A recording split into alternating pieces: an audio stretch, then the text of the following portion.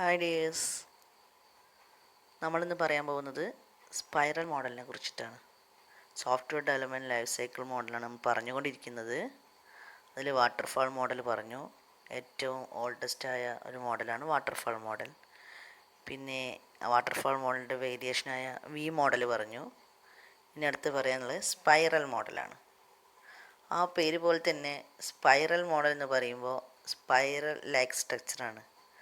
അതായത് ഒച്ചിൻ്റെ തോട് പോലെ തോന്നുന്ന ഒരു സ്ട്രക്ചറാണ് സ്പൈറൽ എന്ന് പറയുമ്പോൾ. ആദ്യം ഒരു സർക്കിൾ, അത് എൻഡ് ചെയ്യാത്ത സർക്കിളായിട്ട് പോകുന്നതാണ് സ്പൈറൽ സ്ട്രക്ചർ എന്ന് പറയുന്നത്. സ്പൈറൽ സ്ട്രക്ചറിനെ കുറിച്ച് പറയുമ്പോൾ, അല്ലെങ്കിൽ സ്പൈറൽ മോഡലിനെ കുറിച്ച് പറയുമ്പോൾ, ആദ്യം സ്പൈറൽ മോഡൽ ആരാണ് ഡെവലപ്പ് ചെയ്തത് എന്ന് പറയുന്നുണ്ട്. വാട്ടർഫാൾ മോഡലിൻ്റെ കേസിലൊന്നും അത് എടുത്ത് പറയുന്നില്ല. അതേസമയം സ്പൈറൽ മോഡൽ ആരാണ് ഡെവലപ്പ് ചെയ്തത്, അതിൻ്റെ സ്റ്റേജുകൾ ഏതൊക്കെയാണ്. അപ്പം പഠിച്ചു വരുമ്പോൾ കൺഫ്യൂഷൻ ഉണ്ടാവാതിരിക്കാൻ സെപ്പറേറ്റ് തന്നെ പഠിക്കുക. വാട്ടർഫാൾ മോഡലിലെ അതേ സ്റ്റേജുകൾ അല്ലെങ്കിൽ അതേ ഫ്രെയിം വർക്ക് ആക്ടിവിറ്റീസ് തന്നെയാണ് സ്പൈറൽ മോഡലിൽ ഉള്ളത്. അതുകൊണ്ട് തന്നെ അത് മനസ്സിലാക്കാൻ ഈസിയാണ്. അതായത് ഒറ്റ വാക്കിൽ പറയുകയാണെങ്കിൽ വാട്ടർഫാൾ മോഡലിൻ്റെ കൂടെ ഒരു ഇറ്ററേറ്റീവ് മെത്തേഡ് കൂടി ആഡ് ചെയ്തതാണ് സ്പൈറൽ മോഡൽ എന്ന് പറയുന്നത്. ഇതാണ് സ്പൈറൽ മോഡലിൻ്റെ ഫിഗർ. അതായത് സ്പൈറൽ സ്ട്രക്ചർ കണ്ടില്ലേ. അതുപോലെ തന്നെ സ്റ്റേജുകൾ അല്ലെങ്കിൽ ഫ്രെയിം വർക്ക് ആക്ടിവിറ്റീസ് സെയിം ആണ്. Communication, planning, modelling, construction, deployment. Waterfall മോഡലിലെ അതേ ഫ്രെയിം വർക്ക് ആക്ടിവിറ്റീസ് തന്നെയാണ്. പക്ഷേ അത് എൻഡ് ചെയ്യാത്തത് കൊണ്ട് തന്നെ ഇതിനെ നമുക്ക് ഇറ്ററേറ്റീവ് മെത്തേഡ് എന്ന് പറയാം. അത് ഡ്യൂപ്ലിക്കേഷൻ, ഒരേ സ്റ്റേജ് തന്നെ വീണ്ടും വീണ്ടും വീണ്ടും ആവർത്തിച്ച് വരുന്നത് കൊണ്ട് തന്നെ ഇതിനെ ഇറ്ററേറ്റീവ് മെത്തേഡും കൂടി നമുക്ക് പറയാം. മറ്റേതിൽ ഇവല്യൂഷണറി മെത്തേഡ് എന്നും പറയാം. കാരണം ഓരോ സ്റ്റേജിൽ നിന്നും ഡെവലപ്പായി വരുന്ന മെത്തേഡ് ആയതുകൊണ്ട് ഇവല്യൂഷണറി മെത്തേഡ് അല്ലെങ്കിൽ ഇവല്യൂഷണറി മോഡൽ എന്നും പറയാം. ഓരോ 5 ഇതിലും കമ്മ്യൂണിക്കേഷൻ ആണെങ്കിലും പ്ലാനിങ്ങിലാണെങ്കിലും മുന്നേ നടന്നതുപോലെ തന്നെയാണ്. ചേഞ്ചുകളൊന്നുമില്ല. കമ്മ്യൂണിക്കേഷൻ എന്ന് പറയുമ്പോൾ നമ്മുടെ കസ്റ്റമറുമായോ അല്ലെങ്കിൽ സബ്ജക്റ്റ് എക്സ്പേർട്ടുമായോ കമ്മ്യൂണിക്കേറ്റ് ചെയ്തുകൊണ്ട് ആവശ്യമായ റിക്വയർമെൻറ്റ്സ് കളക്ട് ചെയ്യലാണ് കമ്മ്യൂണിക്കേഷൻ്റെ ഉദ്ദേശം. പിന്നെ അടുത്ത് രണ്ടാമത്തെ സ്റ്റേജ് പറഞ്ഞാൽ പ്ലാനിങ് ആണ്. പ്ലാനിങ്ങിൽ 3 ഡിവിഷനാണ് പറയുന്നത്. എസ്റ്റിമേഷൻ പറയുന്നുണ്ട്, ഷെഡ്യൂളിംഗ് പറയുന്നുണ്ട്, ഒരു എക്സ്ട്രാ റിസ്ക് അനാലിസിസ് എന്നതൊന്നും കൂടി പറയുന്നുണ്ട്. അപ്പോൾ നമ്മൾ കമ്പയർ ചെയ്യും. വാട്ടർഫാൾ മോഡൽ പഠിച്ചു കഴിഞ്ഞാൽ പിന്നെ അതിനോട് കമ്പയർ ചെയ്തുകൊണ്ട് സ്പൈറൽ മോഡൽ പഠിക്കുക. അതിലില്ലാത്ത എന്താണ്, ഇതിൽ നിന്ന് അത് വ്യത്യാസം എന്താണ്, അത്തരം കാര്യങ്ങൾ മനസ്സിലാക്കിക്കൊണ്ടാവണം നമ്മൾ പഠിക്കേണ്ടത്.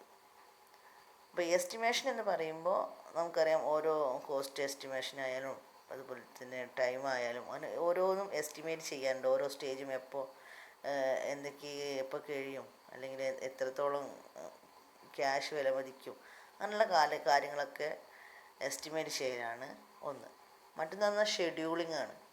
ഷെഡ്യൂളിംഗ് എന്ന് പറഞ്ഞാൽ കമ്മ്യൂണിക്കേഷൻ എത്ര സമയം കൊണ്ട് ചെയ്യാം, പ്ലാനിങ് എത്ര സമയം കൊണ്ട് ചെയ്യാം, ഇതിൻ്റെ മൊത്തമായ വർക്ക് എപ്പോൾ തീർക്കാൻ കഴിയും, എപ്പോൾ കസ്റ്റമറിന് ഡെലിവർ ചെയ്യാൻ കഴിയും, ഇത്തരം കാര്യങ്ങൾ ഷെഡ്യൂളാണ്. കറക്റ്റ് ഇന്ന ടൈം വെച്ചിട്ട് നമ്മൾ ഷെഡ്യൂൾ ചെയ്യലാണ് രണ്ടാമത്തത്. മൂന്നാമത്തത് എന്ന് പറയുന്നത് റിസ്ക് അനാലിസിസ് ആണ്. റിസ്ക് അനാലിസിസ് എന്ന് പറയുമ്പോൾ നമ്മുടെ പ്രൊജക്റ്റ് ഡെവലപ്മെൻറ്റ് അല്ലെങ്കിൽ പ്രോഗ്രാം ഡെവലപ്മെൻറ്റ് സമയത്ത് ഉണ്ടാവുന്ന റിസ്കുകൾ എന്തൊക്കെയാണെന്ന് മനസ്സിലാക്കിക്കൊണ്ട് അത് ഒഴിവാക്കലാണ് റിസ്ക് അനാലിസിസ് എന്ന് പറയുന്നത്. മൂന്നാമത്തത് മോഡലിംഗ് ആണ്. ഈ പ്ലാനിങ് എന്ന് പറയുന്ന സ്റ്റേജ് ഡോക്യുമെൻറ്റേഷനാണ്. നമ്മൾ റിട്ടേൺ ആയിട്ട് എഴുതി വെക്കുന്ന കാര്യമാണ്. അത് എസ്റ്റിമേഷൻ ആയാലും ഷെഡ്യൂൾ ആയാലും എല്ലാം തന്നെ കാര്യങ്ങൾ ഡോക്യുമെൻറ്റേഷൻ വഴിയാണ് പറയുന്നത്. ആ ഡോക്യുമെൻറ്റേഷനെ പിക്ചോറിയൽ റെപ്രസെൻറ്റേഷനിലേക്ക് മാറ്റലാണ് ഡിസൈൻ എന്ന് പറയുന്നത്. അതാണ് മൂന്നാമത്തെ സ്റ്റേജ് അല്ലെങ്കിൽ മൂന്നാമത്തെ ഫ്രെയിം വർക്ക് ആക്ടിവിറ്റീസായ മോഡലിംഗ്. അതിൽ നമ്മൾ ഡോക്യുമെൻറ്റേഷൻ അനാലിസിസ് ചെയ്തുകൊണ്ട് അതിനെ ഡിസൈനിലോട്ട്, പിക്ചോറിയൽ റെപ്രസെൻറ്റേഷനിലോട്ട് കൺവേർട്ട് ചെയ്യലാണ്. നാലാമത്തെ സ്റ്റേജ് എന്ന് പറയുമ്പോൾ കൺസ്ട്രക്ഷനാണ്. നമ്മൾ ഡിസൈൻ ചെയ്ത പിക്ചോറിയൽ റെപ്രസെൻറ്റേഷനിലുള്ള ഡിസൈനിനെ കോഡിങ്ങിലോട്ട് മാറ്റലാണ്. നമ്മുടെ ആവശ്യാനുസരണം ഇഷ്ടപ്പെട്ട കോഡിലോട്ട് മാറ്റുന്ന രീതിയാണ് കോഡ് കൺസ്ട്രക്ഷൻ എന്ന് പറയുന്നത്, അല്ലെങ്കിൽ കൺസ്ട്രക്ഷൻ എന്ന് പറയുന്നത്. അതിൻ്റെ കൂടെ തന്നെ എപ്പോഴും കോഡ് ജനറേറ്റ് ചെയ്യുമ്പോൾ അതിൻ്റെ കൂടെ പറയുന്ന ഒന്നാണ് ടെസ്റ്റിംഗ്. ടെസ്റ്റ് എന്ന് പറയുക. അതായത് ഉണ്ടാക്കിയ കോഡിനെ എറേഴ്സ് വല്ലതും ഉണ്ടെങ്കിൽ അതിനെ കണ്ടെത്തി ഇല്ലാതാക്കുന്ന രീതിയാണ് ടെസ്റ്റിംഗ്. ടെസ്റ്റിംഗ് എന്ന് പറഞ്ഞാൽ എറേഴ്സ് കണ്ടെത്തുന്ന രീതിയാണ്. ലാസ്റ്റ് വൺ എന്ന് പറയുന്നത് ഡിപ്ലോയ്മെൻ്റ് ആണ്. ഡെവലപ്പ് ചെയ്ത വർക്കിനെ കസ്റ്റമർക്ക് ഡെലിവറി ചെയ്യുന്ന സ്റ്റേജാണ് ഡിപ്ലോയ്മെൻറ്റ്. അതിൻ്റെ ആവശ്യാനുസരം കസ്റ്റമർ ഇവാലുവേഷൻ വഴി നമുക്ക് ഫീഡ്ബാക്കും കിട്ടും. അതാണ് ലാസ്റ്റ് സ്റ്റേജ് എന്ന് പറയുന്നത്. ഇത് ഓരോന്നും നമ്മൾ റിപ്പീറ്റ് ചെയ്തുകൊണ്ടേ ഇരിക്കുകയാണ്. കസ്റ്റമർ സാറ്റിസ്ഫാക്ഷൻ അനുസരിച്ച് സാച്ചുറേഷൻ പോയിന്റിൽ എത്തുന്നതുവരെ ഈ ഒരു പ്രോസസ്സ് സ്റ്റാർട്ട് ചെയ്തുകൊണ്ടേയിരിക്കും. ഇത് ഡെവലപ്പ് ചെയ്തത് ജോൺ ബോയം അല്ലെങ്കിൽ ബോയം എന്ന് പറയുന്നൊരു സയൻറ്റിസ്റ്റാണ്. ഇതൊരു ഇവല്യൂഷണറി പ്രോസസ് മോഡൽ കൂടിയാണ്. വാട്ടർഫാൾ മോഡലാണ്. അതിൻ്റെ കൂടെ ഒരു ഇറ്ററേറ്റീവ് മെത്തേഡും കൂടി ആഡ് ചെയ്തതാണ്. അത് നിങ്ങൾക്ക് പറയാം വാട്ടർഫാൾ മോഡലെന്ന് പറയാൻ കാരണം അതിൽ അതേ ഫ്രെയിം വർക്ക് ആക്ടിവിറ്റീസ് തന്നെയാണ്, ചേഞ്ചുകളൊന്നുമില്ല. പക്ഷേ ഇറ്ററേറ്റീവ് മാനറിലാണ്. 5 ഫ്രെയിം വർക്ക് ആക്ടിവിറ്റീസാണ് ഇതിൽ പ്രസൻ്റ് ആയിട്ടുള്ളത്. ഇത്രയും കാര്യങ്ങളാണ് അതിനെക്കുറിച്ച് പറയാനുള്ളത്. പിന്നെ നമുക്കറിയാം സ്റ്റാർട്ടിംഗ് പോയിൻ്റ് എന്ന് പറയുന്നത് ഇവിടെയാണ്. ഈ സ്റ്റാർട്ടിംഗ് പോയിന്റിൽ നിന്ന് ഇങ്ങനെ ഫസ്റ്റത്തെ സ്റ്റേജ് ഇവിടെ എൻഡ് ചെയ്യും.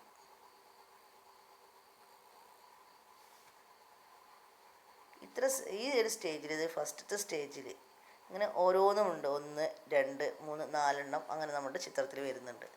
ഈ ഓരോ സ്റ്റേജിനെയും പറയുന്ന പേരാണ് ടാസ്ക് റീജിയൻ.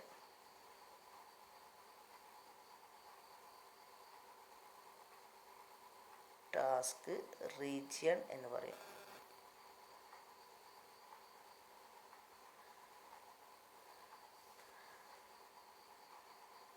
അങ്ങനെ ഓരോ ടാസ്ക് റീജിയനും ഓരോരോ ഫങ്ഷൻ ഉണ്ട്. ഫസ്റ്റത്തെ ടാസ്ക് റീജിയൻ്റെ ഫങ്ഷൻ എന്ന് പറയുന്നത് കോൺസെപ്റ്റ് ഡെവലപ്മെൻ്റ് ആണ്. കോൺസെപ്റ്റ് ഡെവലപ്പ് ചെയ്യലാണ് ഫസ്റ്റത്തെ ടാസ്ക് റീജിയനിൽ ചെയ്യുന്നത്.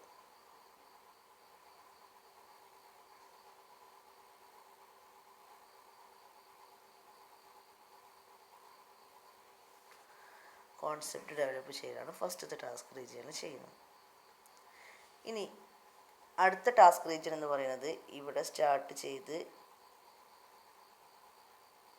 ഇവിടെ എൻഡ് ചെയ്യുന്നതാണ് അടുത്ത ടാസ്ക് റീജിയൻ എന്ന് പറയുന്നത്. ഈ ടാസ്ക് റീജിയനിൽ സിസ്റ്റം എസ്റ്റിമേഷനാണ് നടക്കുന്നത്. രണ്ടാമത്തെ ടാസ്ക് റീജിയനിൽ നടക്കുന്നത് സിസ്റ്റം എസ്റ്റിമേഷനാണ്.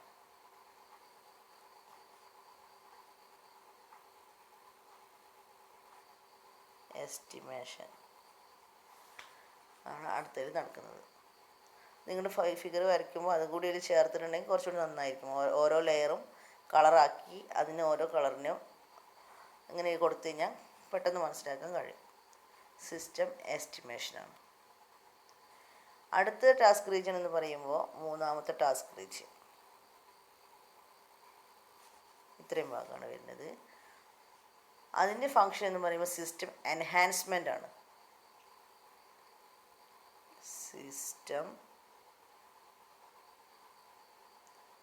എൻഹാൻസ്മെൻറ്റ്.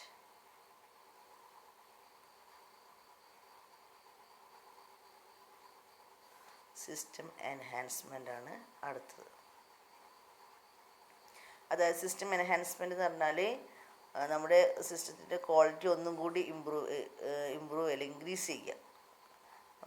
ഇതിൻ്റെ ഫങ്ഷൻ ഒന്നും കൂടി ഇമ്പ്രൂവ് ചെയ്യുക. ക്വാളിറ്റിയും ഫങ്ഷനൊക്കെ ഒന്നും കൂടി ഇമ്പ്രൂവ് ചെയ്യുന്ന ടാസ്ക് റീജിയനാണ് മൂന്നാമത്തത് സിസ്റ്റം എൻഹാൻസ്മെൻറ്റ്. പിന്നെ ലാസ്റ്റത്തത് നാലാമത്തെ ടാസ്ക് റീജിയനാണ് ഇത്. ലാസ്റ്റ് എന്ന് പറയുമ്പോൾ അതായത് ഡെലിവറി ചെയ്ത് കഴിഞ്ഞ് ലാസ്റ്റ് വരുന്ന ടാസ്ക് റീജിയൻ ആയതുകൊണ്ട് തന്നെ അതിൻ്റെ ഫങ്ഷൻ എന്ന് പറയുന്നത് സിസ്റ്റം മെയിൻ്റനൻസ് ആണ്. സിസ്റ്റം മെയിൻ്റനൻസ് ആണ് നാലാമത്തെ റീജിയൻ്റെ ഫങ്ഷൻ എന്ന് പറയുമ്പോൾ. അപ്പോൾ ഓരോന്നും ടാസ്ക് റീജിയൻ എന്ന് പറയും. ഫസ്റ്റ് ടാസ്ക് റീജിയൻ്റെ ഫങ്ഷൻ കോൺസെപ്റ്റ് ഡെവലപ്മെൻ്റ് ആണ്. Second task region system estimation ആണ്. മൂന്നാമത്തെ സിസ്റ്റം എൻഹാൻസ്മെൻ്റ് ആണ്. നാലാമത്തത് സിസ്റ്റം മെയിൻ്റനൻസ് ആണ്. ഇങ്ങനെ 4 ടാസ്ക് റീജിയൺ, 4 ഫങ്ഷനുണ്ട്. ഇനി നമുക്ക് ഇത്തിരി മനസ്സിലാക്കി കഴിഞ്ഞിട്ടുണ്ടെങ്കിൽ നമുക്ക് മനസ്സിലായി എങ്ങനെയാണ് സ്പൈറൽ മോഡലിൽ എങ്ങനെയാണ് പ്രൊജക്റ്റ് ഡെവലപ്പ് ചെയ്യുന്നത് എന്ന്. ഇതിൻ്റെ അഡ്വാൻറ്റേജ് എന്ന് പറഞ്ഞിട്ടുണ്ടെങ്കിൽ ഏറ്റവും വലിയ അഡ്വാൻറ്റേജ് എന്ന് പറഞ്ഞാൽ നമുക്ക് ഓരോ സ്റ്റേജിലും കസ്റ്റമർ കമ്മ്യൂണിക്കേഷൻ സാധ്യമാണ്, അല്ലെങ്കിൽ ഓരോ ഫേസിലും സാധ്യമാണ്, അല്ലെങ്കിൽ ഓരോ ടാസ്ക് റീജിയനിലും നമുക്ക് കമ്മ്യൂണിക്കേഷൻ സാധ്യമാണ്. അപ്പോൾ ആവശ്യാനുസരണം മോഡിഫിക്കേഷൻ നടത്താൻ കഴിയും. അതാണ് ഒരു മെത്തേഡ്. പിന്നെ നമ്മൾ വീണ്ടും ഇറ്ററേറ്റീവ് മെത്തേഡ് ആയതുകൊണ്ട് തന്നെ നമുക്ക് വീണ്ടും സ്റ്റേജുകളിൽ ഇമ്പ്രൂവ്മെൻറ്റ് ഓരോ സ്റ്റേജിലും നമുക്ക് വരുത്താൻ കഴിയും.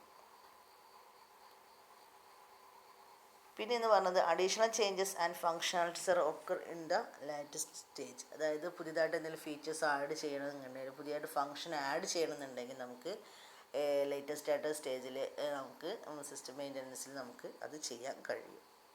പിന്നെ കോസ്റ്റ് എസ്റ്റിമേഷൻ എന്ന് പറയുന്ന മെത്തേഡ് വളരെ ഈസിയാണ്. പെട്ടെന്ന് കോസ്റ്റ് എസ്റ്റിമേറ്റ് ചെയ്യാൻ ഈ മെത്തേഡിൽ കഴിയും. ഓരോ ടാസ്ക് റീജിയൻ ആയതുകൊണ്ട് തന്നെ ഓരോ ടാസ്ക് റീജിയൻ എത്രത്തോളം കോസ്റ്റ് ആകുമെന്ന് മനസ്സിലാക്കിയാൽ പെട്ടെന്ന് കോസ്റ്റ് എസ്റ്റിമേറ്റ് ചെയ്യാൻ കഴിയും.